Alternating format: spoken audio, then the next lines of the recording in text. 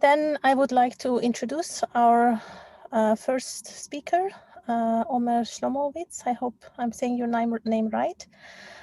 He's a co-founder and VP research at ZenGo. Wait, I have lost my screen. At ZenGo, he's a co-founder and board member at the MPC Alliance and founded several communities with hundreds of members of focused on crypto education. And his talk, the title of his talk is going to be Baby Sharks, Small Subgroups Attacks on DKG Implementation. The stage is yours. Thank you. Thank you very much. So in this talk, I'm going to describe a very specific type of attack, which we call small subgroups attack on implementations of distributed key generation.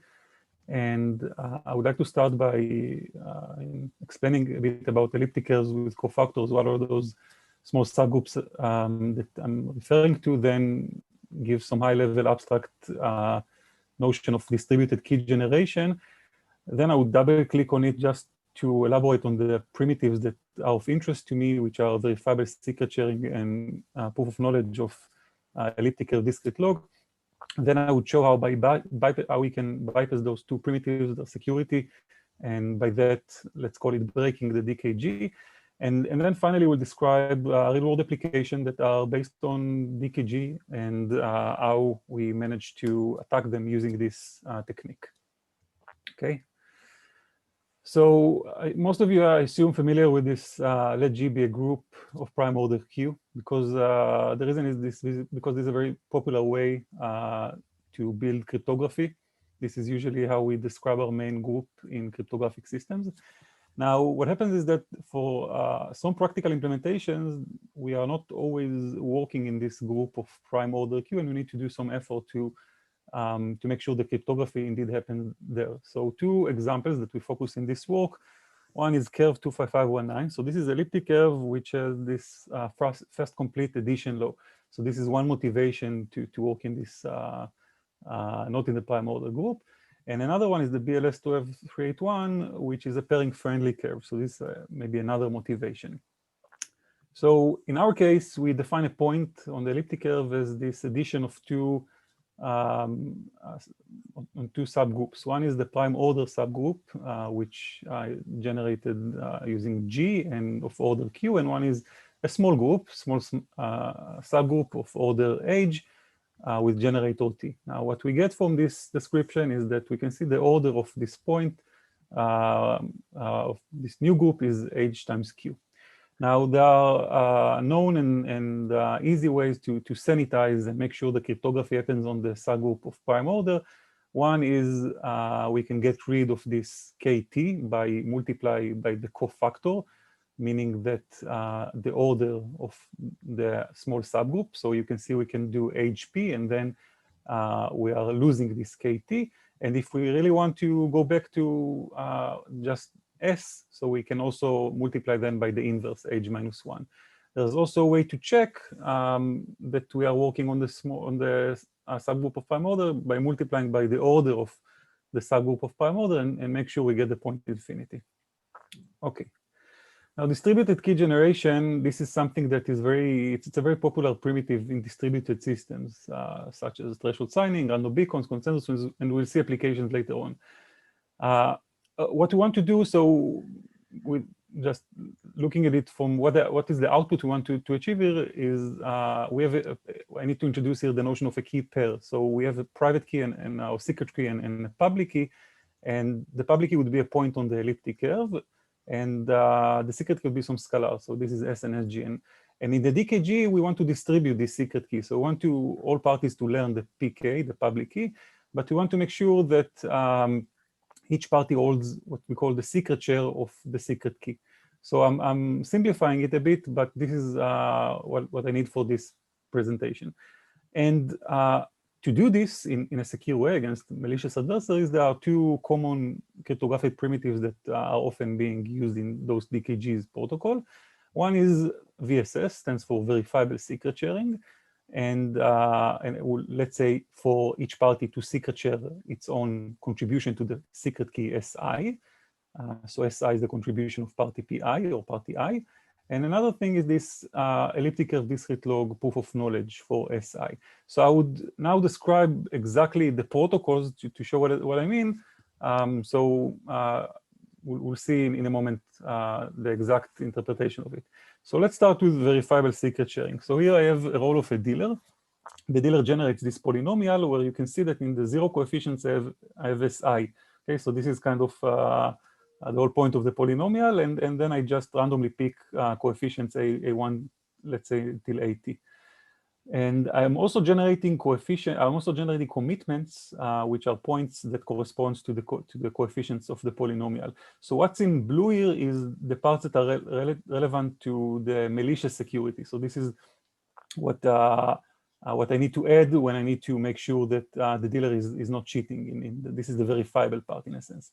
Now the dealer can pick, will send to each one of the other parties a point on the polynomial pi. So party pi would get received, you can see in 3 pi. And then the receivers in this step would also check, during this distribution, would also check this equation. So this is an equation that basically checks the correctness of pi, that it's indeed part of the polynomial described by the commitment CI in the exponents without actually exposing the coefficients AI, okay? Now, proof of knowledge of ECD log. So now I'm going to describe the basic Schnorr proof.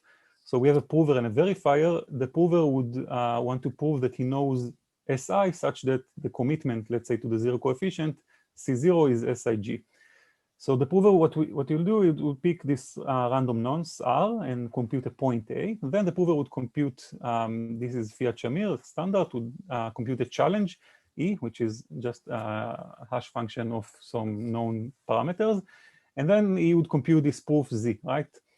The verifier would receive the proof Z and the point A. This is the input. He can repeat the computation of the challenge E, and then he would check this equation at number 3. So I'm not going to argue about soundness, and you can check for yourself even in the head that like there's correctness here, that it works. Okay. So now let's see how we can bypass those by using small subgroups. So what I need to assume is that let's assume that the points on the elliptic curve that we are discussing here are of the form that we mentioned, that we defined before. And for some reason, the received points are never sanitized. So none of the techniques that we mentioned are actually sanitized to make sure we work in the prime order subgroup. We'll later see that this is actually a mistake that still happens in practice. Let's start with breaking of the elliptic curve discrete log proof of knowledge. So now prover actually doesn't know the discrete log of C0, because C0 is, as we just defined, is SIG plus some KT, which we don't know the discrete log of it. So the only difference is that now the verifier would need to check a different equation, right? You can see the change in orange in number 3. And this basically means that we need to check that EKT is equal to 0. Now, it might happen, just to give an example, for curve 25519, where the order of the subgroup is 8, it can happen in probability 1/8. So this is very likely to happen. One hack is that if you pay attention, the point A is also can be defined using this general form of a point, and it might help with cheating the verifier, but this is not very important. Now let's see how we can break the verifiable secret sharing. So here again, in orange is the change from regular points to this new general points. So here for every coefficient AI, I'm also adding a commitment not only to AIG, but also to KIT. And what's most important is that C0, now I need to add this K0T, and I need to make sure K0 is not 0. Now, eventually the party I should check the same equation, okay? And it works under this condition. So this is a bit less trivial to understand. So let's, try to open this condition and to equations and using a concrete example, okay? So let's say I have 5 parties, okay? So n equals 5, and the attacker controls 2 because I have a threshold of 3 parties. What I mean by that is that the polynomial t, the t in the polynomial will be equal to 2. So I have A0, A1, and A2, when A0 is actually the secret. So now P4, which is controlled by the attacker, would have to pick parameters defined here such that the 3 equations would hold. So each one of the parties, P1, P2, P3, would get one line from these equations, and you need to check for correctness of these equations. If you want even to go one level deeper, So this is the set of equations that needs to be solved, right? So there's equations for the k's, ki's, there's equations that, I mean, we still need to have this polynomial with the ai's, and we also need k0 to not be 0. And in fact, this is possible under certain conditions for the threshold, as we see in a moment. What I'm assuming here is that because P5 is also malicious, so he will not complain, he will not say anything about, look, I got something which doesn't make sense, because he cooperates with the attacker. Okay, let's sum this up, what we have so far. So for the proof of knowledge, it was enough to have a single attacker, so this is very easy. Okay, we don't need collaboration of few parties. However, in the verifiable secret sharing, we do need, we are limited in we do need to control more than one party, or depends on the threshold. There is some kind of parameter here. In terms of the cofactor, so the proof of knowledge would work with a small cofactor. So it would be likely to happen with, let's say, KR25519, where the order is 8. However, in the VSS case, it would work with any cofactor, because I just can pick the equations and I have enough degrees of freedom here. So some observations. One is that it would be hard to do the proof of knowledge attack when you have the BLS 12381 because the order is much higher. It's still low order, but much higher than 8. So probability would still be relatively high, relatively low in terms of real-world applications. However, in the VSS case, if we can somehow use applications that use curves with small order of the subgroup, can maybe even succeed with less control over the set of parties because they might get lucky. Okay, now I want to move into a series of real-world applications that suffer from this issue. So here is an example of a wallet based on threshold EDDSA. Now remember that in our case, we managed to bypass the public key. So let's assume that I pull the attack, there's no sanitization check, and therefore the public key would be this SG plus KT instead of being just SG. So what will happen here is that the signature would actually fail verification with some high probability. Now I'm saying that it's 1/8 or 1/64 and point you to some 2 recent works from last year that explain about the variation in verification algorithms, which is the explanation for why there's some kind of uncertainty about the probability. But 2 observations about failing with the verification of a wallet. One case is that because EDDSA, according to spec, like a single party EDDSA, the randomness is deterministically derived from message and key. It means that we might get we might get lucky enough so that a specific transaction would fail all the time. It doesn't even help if you run it again, you just keep failing it. However, what's interesting here is that after the fact, you can try, if you suspect that this is the attack that happened, you can sanitize your local public keys after the DKG was done and then go back to regular signing with no issues. And we found specific code for a large exchange named Binance that is vulnerable to this type of attack. They fixed it, of course, after disclosure. Another interesting point is about validator or threshold validators that are based on the EDDSA signing. So this is EDDSA, I didn't mention before, based on the curve 25519 that I mentioned at the beginning. So here again, remember that the point, the public key is tweaked in this sense with this small subgroup. And what's nice here is that because here, I mean, validators play a central role in keeping the blockchain running. So usually they are either rewarded or punished, depends on the different blockchains. So here, once you manage to sabotage in the verification process, depends on the blockchain, you might deny a reward from a certain validator or might even slash his funds. So there's one validator that we found that is vulnerable by Polychain Labs. However, I must say that in their case, they kind of adapted an existing DKG to a semi-honest adversary, which might open up for another problem. So this might not be their main issue. Okay, now for random beacon, and this is now moving to threshold BLS signatures, and the way that the random beacon works under this construction is by chain threshold BLS. So what I mean by this, so we need a set of parties to run a threshold BLS signature, and then we sign a new signature using the old signature as the message. So this is the chaining. Now, what we want from a random beacon is something called publicly verified. We want it to be publicly verifiable, the randomness. Now, once we are not able to verify the signature, we are losing the publicly verifiable property. And what it means that in real world applications such as DRAM, which by the way, it's not vulnerable because they do the sanitization, but if they would have missed it, then the random beacon would just get stuck just because we are managed to, let's say there's some key rotation that is using the same, by the way, what applies to DKG also applies many times to key rotation protocols. And then we can enter as a new party, and usually it's enough, or you need to control a few other parties to get this attack running, and then you basically get the random beacon to stack. One last example, and the most severe one, is that we actually found a blockchain, one of the top 50, that suffered from this issue, and they are based their consensus on threshold BLS. And what it means, it's not yet unclear. I mean, we have a group with them, and we try to understand exactly the implications, but there is some impact on liveness in this blockchain, and the consensus, controls everything. So yeah, this is it. I hope that I managed to raise awareness for this issue that apparently still exists, and maybe because we start to use this, elliptic curves also for higher level protocols, you can obviously take it a step further, look at zero knowledge proofs. Just I mentioned here bullet proofs, but there are other even snarks that might suffer from this issue. Standardization is definitely one way to make sure that we eliminate this forever. Another point is to maybe try to design protocols that have this somehow built-in security against these attacks. Even in the presence of small subgroups elements, we are able to avoid such attacks. And that's it. That's all I have to say. I'll be happy to answer questions. Thanks a lot, Omer. Are there any questions? So maybe I'll get started while others are thinking. So I was trying to understand, if you go back to your VSA slide,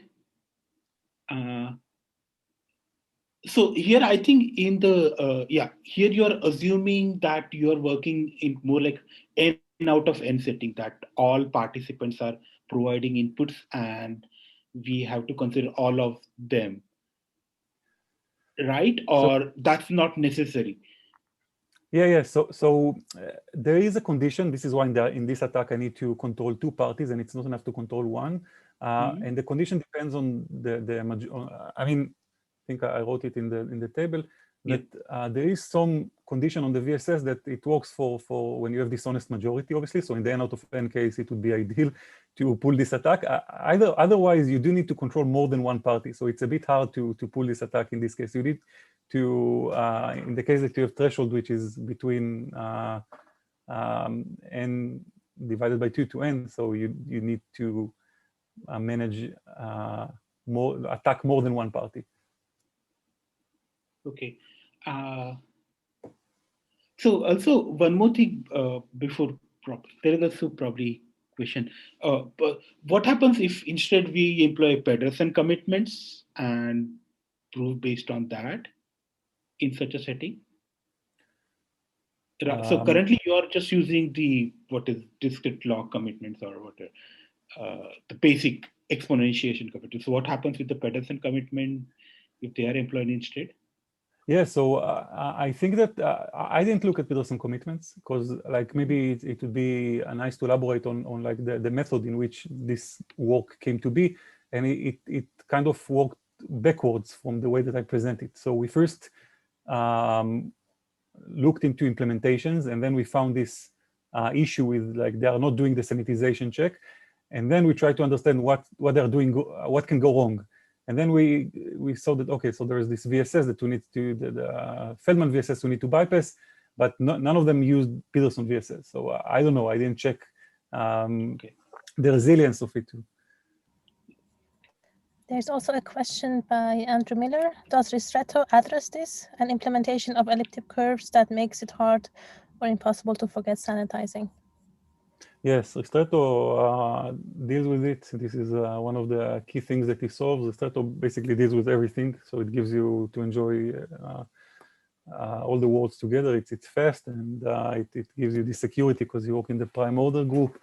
But I mean, I don't think the Ristretto doesn't work with pairings, for example. So there are examples where you do need to, you just cannot use Ristretto.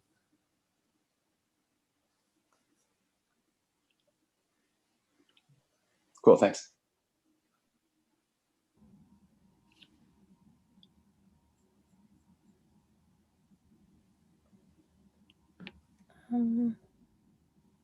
There's also There's a comment from Jeff. Jeff, do you want to mention, or should I read it? I'll just ask. Actually, I'll ask a separate question. That's fine, and that's more for Andrew. So one thing that actually does matter. So there's a standard on the IRTF mailing, CRFRG mailing list. There is a standardization effort for various things, like including one for DKG. And there's generally been some pushback about people wanting not to do specific, basically for exactly these reasons, people wanting to not even talk about threshold signatures on ED25519. And this is probably a mistake, because one of the things where this threshold stuff might be very useful is in sort of app stores and stuff. And a lot of those things are probably using ED25519. So that's something that's worth looking at, is figuring out, like, what does the Google App Store use? What does the Apple App Store use? And if any of them are using ED25519, or if there's other CA type situations, certificate authority type situations where people are using it, then maybe we should actually really try and standardize a DKG for ED25519. Yeah, I just want to say that I completely agree. And like, I understand the point of the pushback, but also one of the strengths of, like, one of the best ways that threshold cryptography comes to help is when you do it to replace an existing cryptographic primitive. So like you said, every time that you actually already use EDDSA, so if you would have the standard, you'd be able to plug in your threshold EDDSA, and I think this is a big motivation.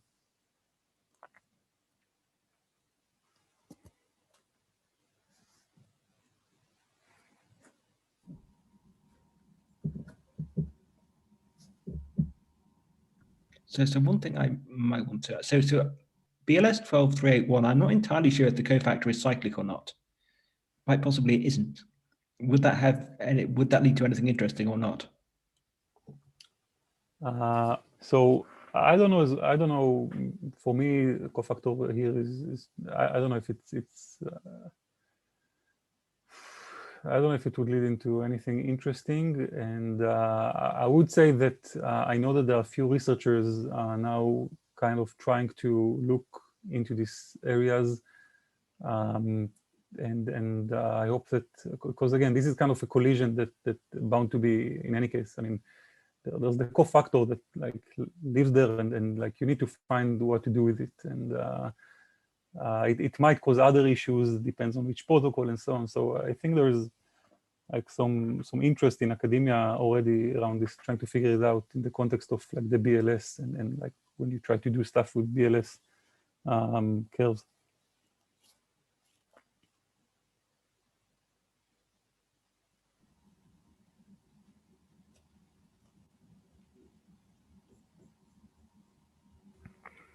You mentioned that you looked at this other code by Polychain, but you said they work at a semi-honest model. So it's bad, of course, but do they actually say this, or how do you infer this? Yeah, they don't say it, and what they say is that they base their DKG on Stinson-Strobel, and they link to the paper, on the threshold Schnorr paper, but they converted it to fit their needs, which is eventually to be able to run threshold in the DSA. And to do it, they kind of dropped certain checks that, by the way, it might make sense in certain configurations, right? I don't know, they might assume something about the setting in which it runs, but if you want to take the code as is and run it as a threshold validate, or I don't know, vanilla, so I don't think a semi-honest is the right approach. But even if they would have kept the malicious elements, it would still be vulnerable to this attack. I see. It's interesting, because I think even Stinson-Strobel, as it is in the paper, is not really secure in a fully malicious setting. I mean, the paper says it is, but I think it's very subtle, because then you need to trust the broadcast channel. I think it's too complex to explain it in 2 sentences here, but I might be able to send you a link or so. Pretty interesting thing. I'm not sure who is using it now in like production, the Stinson-Strobel, but for Schnorr's type of signature, threshold Schnorr, I know that this was considered by many, and I never heard about like a specific issue with the malicious security. I mean, I would be very interested about it. Okay, yeah, I think I can come up with a link or so. Yeah, Perfect. good. Okay, if there are no other questions, I guess we can start with the next talk. Thanks a lot, Omer. Yeah, thanks a lot.